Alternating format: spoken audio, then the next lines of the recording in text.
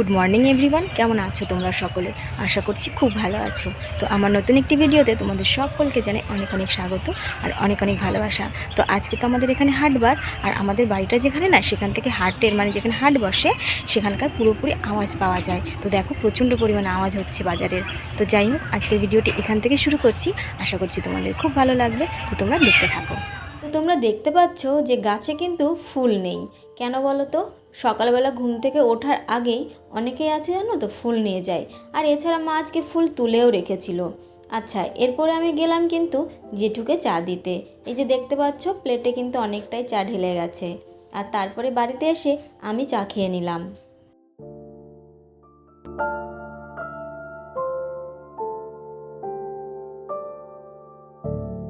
আর আমি আর মা কিন্তু রান্নাঘরে বসে চা খাচ্ছিলাম আর গল্পগুজব করছিলাম। আর দেখতে পাচ্ছ হাসছিলাম কেন?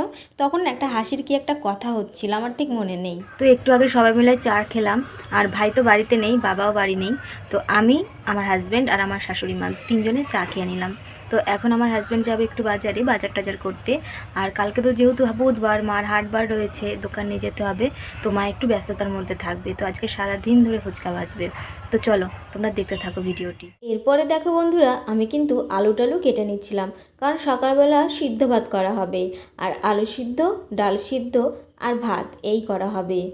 তো বন্ধুরা তোমরা দেখতে পাচ্ছ এখানে রয়েছে আলু, আর এর নিচে রয়েছে ডাল। এটা একসঙ্গে সিদ্ধ করা হবে, চাল, ডাল আর আলু। সকালবেলা সিদ্ধ ভাত খাওয়া হবে। কি বলো তো, প্রেশার কুকারে রান্না করা হবে। আর ওই যে দেখতে পাচ্ছ মা পুঁই শাক নিয়ে আসছে। আমি না এখানে এসে দেখতে পাচ্ছি সিদ্ধ ভাতের মধ্যে পুঁই শাকটা সিদ্ধ দেয়। আর সেটা নাকি তেল আর নুন, কাঁচা তেল আর নুন দিয়ে সেটা মাখতে হয়।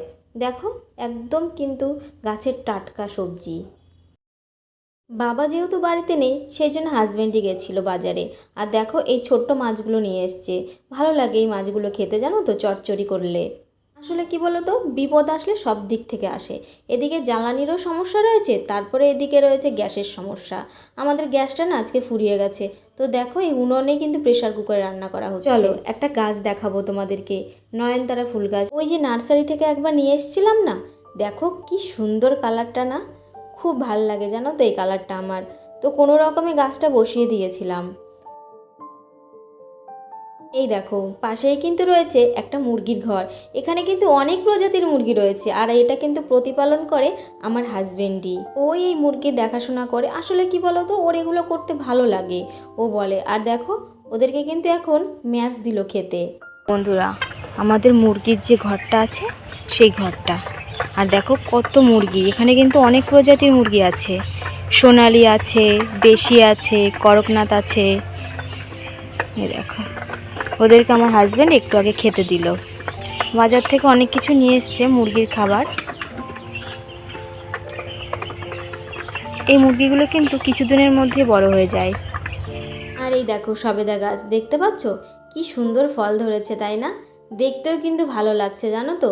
সবেদা ভালো হোক আর খারাপ হোক, নতুন গাছে ফল ধরলে কিন্তু সত্যি মনটা ভালো হয়ে যায়। আর আমি যা গাছপ্রেমী মানুষ, আমার ফুল গাছ বলো, সবজি গাছ বলো, যে কোনো গাছ লাগাতেই খুব ভালো লাগে। আর দেখো আজকে মা কিন্তু ধনে গুঁড়ো করবে, সেই জন্য রোদে দিয়েছে। আর এই দেখো ও মুরগির খাবারে কি কি দিয়েছে। এখানে দিয়েছে কিন্তু ম্যাশ, ভাত, আর হচ্ছে চাল দিয়েছে। আর কি বলো তো, এই যে শাকটা দেখতে পাচ্ছ, এটা হচ্ছে কলমি শাক। এটা ভালো করে কুচি কুচি করে কেটে সেটা ভালো করে এটা মাখাবে, আর এর সঙ্গে কিন্তু একটু লবণও দেবে। ভালো করে মাখিয়ে তারপরে দিয়ে দেবে মুরগির ঘরের ওখানে।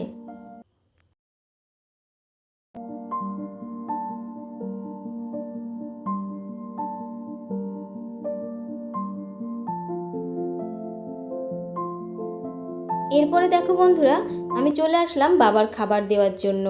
তো দেখো এখন কিন্তু অনেকটাই বেলা হয়ে গেছে। এখানে রয়েছে ভাত, আলু সিদ্ধ মাখা, ডাল সিদ্ধ, আর হচ্ছে সেই পুঁই শাক যেটা সেদ্ধ করা হয়েছিল, সেই পুঁই শাকটা মাখা।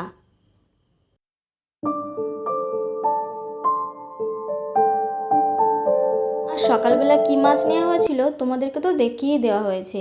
আর এই দেখো এখানে রয়েছে পটল আর আলু, সেটা আমি সরু সরু করে কেটে নিয়েছি। আর তার সঙ্গে পেঁয়াজ আর টমেটো, আর নিব কাঁচা লঙ্কা। আর এই দেখো বন্ধুরা, ভাতের হাঁড়িটা ভালো করে মেজে ধুয়ে নিয়ে এসে ভাতটাও চাপিয়ে দেওয়া হয়েছে। এখন বেজে গেছে বেলা 1:30 মতো। তো দেখো আমি স্নান টান করে চুল টুল আঁচড়ে এখন সিঁদুর টিঁদুর পরে নেব। আর আমি তো রান্নাঘরে গিয়ে মায়ের সঙ্গে টুকিটাকি কাজকর্ম সেরে দিয়ে স্নান টান করে চলে এসেছি।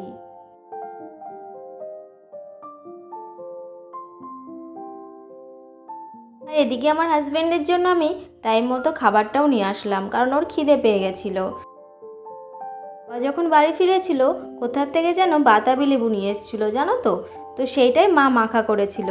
আর যখন মাখা করছিল তখন আমি স্নান করতে গেছিলাম। তো আমি মাকে বলেছিলাম আমার জন্য কিন্তু একটু রেখে দেবে। তো দেখো এই যে আমি এখন এটা খেয়ে নেব। আর দেখো বন্ধুরা, তরকারিটা কিন্তু দুর্দান্ত হয়েছে।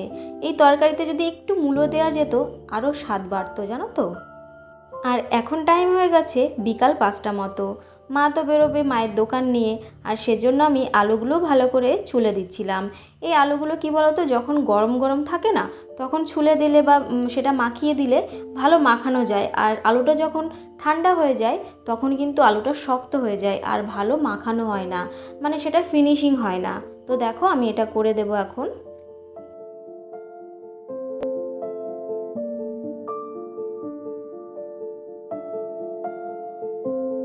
এখন হচ্ছে সন্ধ্যাবেলা। আমি ঘরে সন্ধ্যা দিয়ে ধূপতি ধরিয়েছি, দেখতে পাচ্ছ তোমরা। আর এটা এখন আমি সারা বাড়ি একটু দেখাবো। কেন জানো তো, আমার শাশুড়ি মা বলে যে এটা যত দূর এই গন্ধটা যাবে মানে ধূপের, তাহলে কোনো অশুভ জিনিস বাড়িতে প্রবেশ করতে পারে না।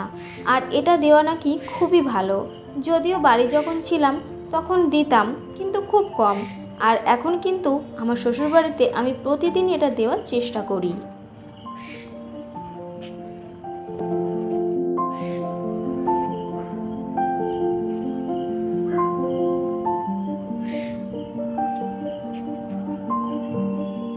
সন্ধ্যা টন্ধা দেওয়ার পরে কিছুক্ষণ পরে আমি ঘুমিয়ে পড়েছিলাম। তারপরে দেখি বাবা বাইরে থেকে ডাকছে, আর দেখো মাও চলে এসেছে। আর বাড়িতে এখন সবাই মিলে ফুচকা খাচ্ছি, মানে আমার বড়দি ছোটদি, মানে এনারা আমার যা হন সম্পর্কে। তো দেখো আমরা এখন ফুচকা খেয়ে নিচ্ছি সবাই। আর দেখো বন্ধুরা, ফুচকাটা কিন্তু খুবই লোভনীয় হয়েছিল। আসলে এ স্বাদের ভাগ হবে না। আর দেখো জেঠুও চলে এসেছে ফুচকা খাওয়ার জন্য। ওনার যেহেতু বয়স হয়ে গেছে, বেশি ফুচকা খেতে পারেন না, তো 2-4টে ফুচকা খেয়ে ওনার হয়ে গেছে। আর বাড়িতে আসার পরেও কিন্তু মা ফুচকা ভাজতে বসে পড়েছে। তো বন্ধুরা, আজকের ভিডিওটি কিন্তু এটুকুই। যদি তোমাদের ভিডিওটি ভালো লেগে থাকে তো অবশ্যই চ্যানেলটি সাবস্ক্রাইব করো, আর লাইক শেয়ার করতে কিন্তু ভুলো না। দেখা হচ্ছে পরবর্তী ভিডিওতে। ততক্ষণ ভালো থেকো, সুস্থ থেকো।